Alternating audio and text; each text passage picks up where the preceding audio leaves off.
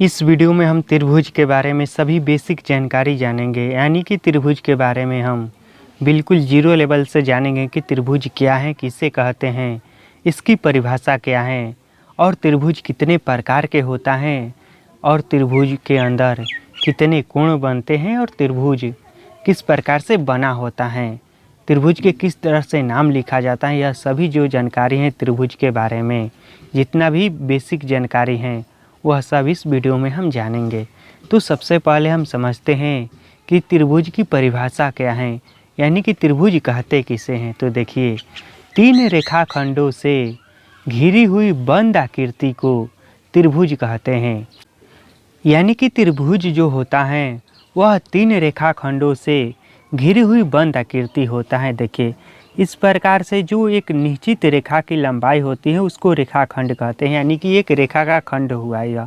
तो इस तरह से जब तीन गो रेखाखंड मिलकर यदि मिल जाता है और इससे बंद आकृति बनती है तो इसी को त्रिभुज कहते हैं।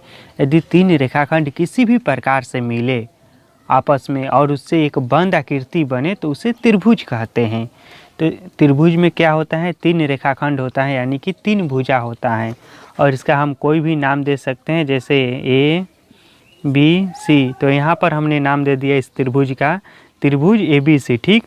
और इसमें तीन रेखाखंड है, एक रेखा है यह, एक रेखा है यह और एक रेखा है यह, ठीक। तो तीन रेखाओं से मिलकर त्रिभुज बना होता है। और त्रिभुज में जो होता है वह तीन कोण होता है, एक कोण यहाँ पर बनता है और एक कोण यहाँ पर बनता है और एक कोण यहाँ पर बनता है। यह त्रिभुज के अंदर तीन कोण बनता है, एक कोण यहाँ पर, एक कोण यहाँ पर, एक कोण यहाँ पर। त्रिभुज में तीन भुजा होता है, एक भुजा यह होता है, एक भुजा यह होता है और एक भुजा यह होता है। त्रिभुज के बाहर भी कोण बनता है जिसको बहिष्कोण कहते हैं, जिसको खैर छोड़िए, अभी हम त्रिभुज के अंदर वाले कोण को समझते हैं। तो त्रिभुज के अंदर तीन कोण बनता है और त्रिभुज जो होता है वह तीन भुजाओं से मिलकर बना होता है। और त्रिभुज का परिभाषा क्या हुआ कि तीन रेखाखंडों से घिरी हुई बंद आकृति को त्रिभुज कहते हैं। अब हम समझेंगे कि त्रिभुज कितने प्रकार के होता है। तो देखिए, त्रिभुज को दो भागों में बांटा गया है, यानी कि त्रिभुज के जो प्रकार हैं उसको दो तरह से बांटा गया है। एक भुजा के आधार पर बांटा गया है, एक भुजा के आधार पर और एक कोण के आधार पर बांटा गया है त्रिभुज को, ठीक। तो तीनों के आधार पर, इन दोनों के आधार पर, यानी कि भुजा के भी आधार पर और कोण के भी आधार पर त्रिभुज जो है तीन तीन प्रकार के होता है। तो एक एक करके हम दोनों को समझते हैं। तो सबसे पहले हम समझते हैं कि भुजा के आधार पर त्रिभुज कितने प्रकार के होता है। तो भुजा के आधार पर त्रिभुज जो होता है वह तीन प्रकार के होता है, एक एक करके हम समझते हैं। तो पहला जो होता है वह होता है समबाहु त्रिभुज, यानी कि समबाहु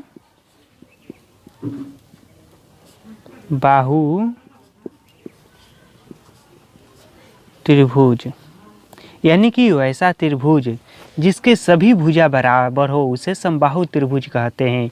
देखिए, जिस त्रिभुज के सभी भुजा बराबर होता है उसे समबाहु त्रिभुज कहते हैं, यानी कि यह भुजा और यह भुजा और यह भुजा जिसमें सभी भुजा बराबर हो, यह एक एबीसी त्रिभुज हो गया। तो जिसमें मान लीजिए यह जो जितना बराबर है, मान लीजिए यह 2 सेंटीमीटर का है तो यह भी 2 सेंटीमीटर का और यह भी 2 सेंटीमीटर का, यानी कि जिस त्रिभुज के तीनों भुजा बराबर हो आपस में उसे समबाहु त्रिभुज कहते हैं। और इस त्रिभुज में जो कोण बनता है वह प्रत्येक कोण जो बनता है वो 60 डिग्री का बनता है।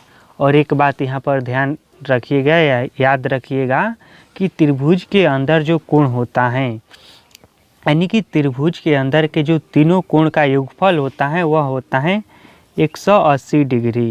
यानी कि कोई पूछे कि त्रिभुज के तीनों अंदर वाले कोण का योगफल कितना होता है, तो वह होता है 180 डिग्री। चाहे वो कोई भी त्रिभुज हो या किसी भी प्रकार का त्रिभुज क्यों ना हो, उसके अंदर जब भी तीनों कोणों का योगफल होगा तो वह होगा 180 डिग्री।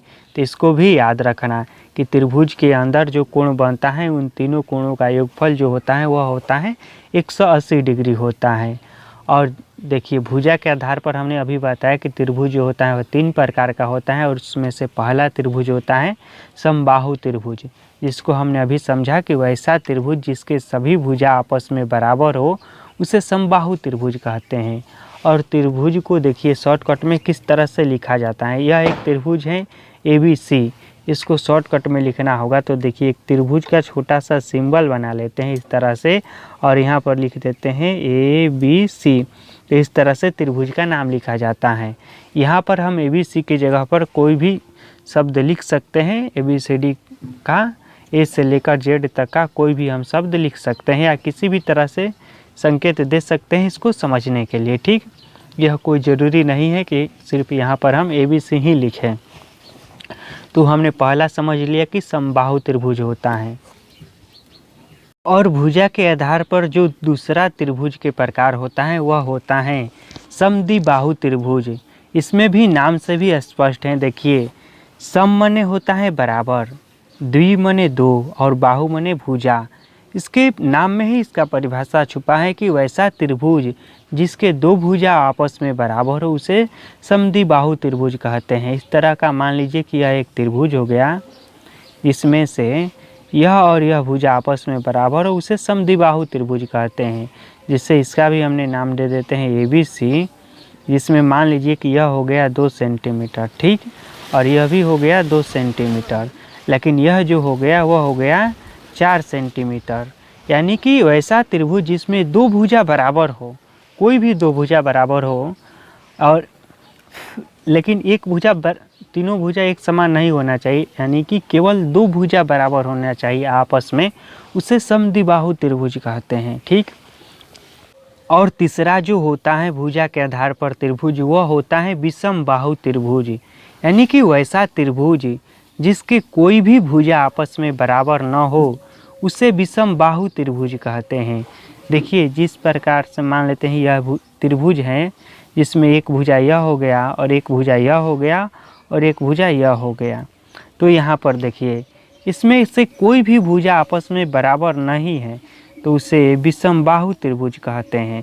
मान लीजिए कि यह 2 सेंटीमीटर का है, यह 3 सेंटीमीटर का है और यह 1 सेंटीमीटर का है। यानी कि वैसा त्रिभुज जिसका कोई भी भुजा आपस में बराबर न हो उसे विषमबाहु त्रिभुज कहते हैं।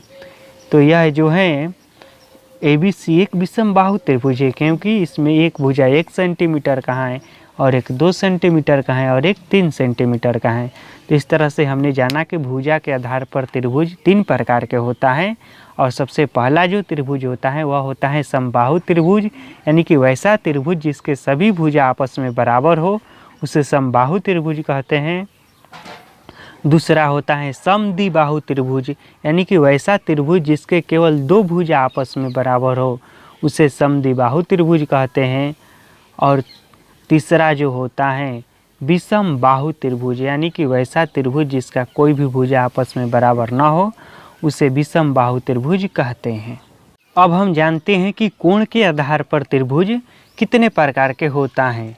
तो कोण के आधार पर जो त्रिभुज होता है यह भी 3 प्रकार का होता है। और इसमें से जो पहला प्रकार है वह होता है न्यून कोण त्रिभुज, यानी कि वैसा त्रिभुज जिसके सभी कोण 0 से 90 डिग्री के बीच हो उसे नवीन कोण त्रिभुज कहते हैं।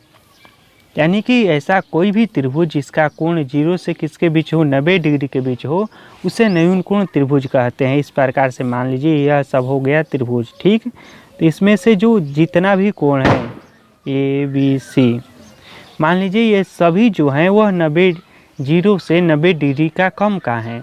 जैसे मैं यहाँ पर मान लीजिए कि यह हो गया 30 डिग्री का हो गया। इसको और थोड़ा सा मैं बड़ा बना देता हूँ ताकि कोण लिखने में आसानी हो, इस तरह से। तो देखिए इसमें मान लेते हैं कि एक कोण हो गया 80 डिग्री, एक कोण हो गया 70 डिग्री और एक कोण हो गया 30 डिग्री।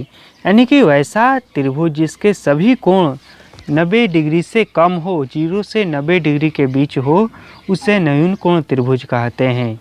तो कोण के आधार पर जो पहला त्रिभुज है वह है न्यून कोण त्रिभुज और इसका भी हम नाम दे देते हैं ABC। और देखिए कोण का नाम किस तरह से लिखा जाता है। यदि मान लेते हैं हमें इस कोण का नाम लिखना है ना, तो हम देखिए कि तो B से शुरू करेंगे नहीं तो C से शुरू करेंगे। 2 प्रकार से लिख सकते हैं इस कोण का नाम। 80 डिग्री बिंदु ए पर 80 डिग्री का कोण बन रहा है तो इसका नाम लिखना होगा। तो हम दो तरीका से लिख सकते हैं। पहला तरीका से लिखेंगे, देखिए कोण का छोटा सा सिंबल दे देंगे और उसके बाद हम लिखेंगे BAC, या फिर इसको हम इस तरह से भी लिख सकते हैं, कोण CAB। देखिए जिस कोण का नाम लिखना होता है उसको हम बीच में रखते हैं। मान लीजिए इस कोण का नाम लिखना होगा तो इसको हम बीच में रखेंगे और इस प्रकार से लिखेंगे ACB, या कोण BCA। इस तरह से कोण का नाम लिखा जाता है। तो साथ में यह भी सीखते चलिएगा। और कोण के आधार पर जो दूसरा त्रिभुज होता है वह होता है समकोण त्रिभुज, और यह जो त्रिभुज होता है वह सबसे फेमस त्रिभुज है। देखिए समकोण त्रिभुज में क्या होता है, इसमें जो होता है वह एक कोण 90 डिग्री का होता है, यानी कि वैसा त्रिभुज जिसका एक कोण 90 डिग्री का हो उसे समकोण त्रिभुज कहते हैं। और 90 डिग्री का कोण को इस तरह से सूचित किया जाता है, यानी कि यहाँ पर 90 डिग्री का कोण बन रहा है। ठीक, तो यह हो गया ABC। ठीक, तो ऐसा त्रिभुज जिसका एक कोण 90 डिग्री का हो उसे समकोण त्रिभुज कहते हैं। ठीक, और कोण के आधार पर जो अंतिम त्रिभुज हैं, यानी कि तीसरे प्रकार का त्रिभुज है, वह है अधिक कोण त्रिभुज, यानी कि वैसा त्रिभुज जिसका एक कोण 90 डिग्री से अधिक हो उसे अधिक कोण त्रिभुज कहते हैं। तो इस त्रिभुज में देखिए जो एक कोण जो होता है वह 90 डिग्री से अधिक होता है, इस तरह से।